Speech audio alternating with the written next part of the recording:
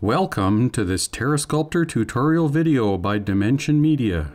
Please note that the screen images and features may be slightly different for the release version that you are using.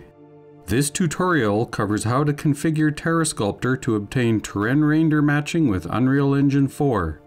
Matching the terrain settings between the two applications provides better cooperative visualization. The terrain that you see in TerreSculptor will closely match what you see in Unreal Engine 4 for area and altitude.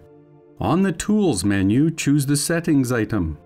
Choose the Dimensions tab on the Settings dialog. Check the UDK Landscape checkbox and optionally uncheck the Power of 2 checkbox if you no longer wish to see that set of resolutions.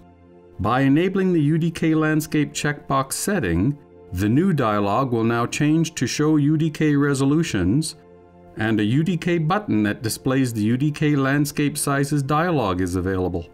Choose the Ruler and Units tab on the Settings dialog.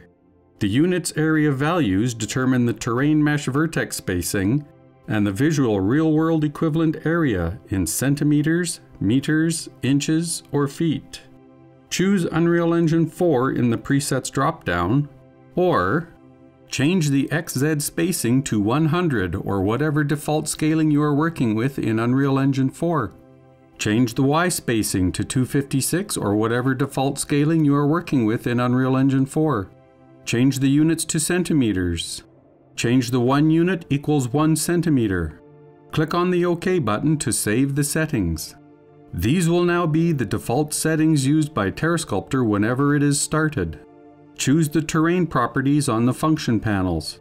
The XZ and Y spacing values are duplicated here to allow you to modify the spacing for the current work session. That is the end of this tutorial. If you have any questions or comments, please be sure to visit the TerreSculptor online forums.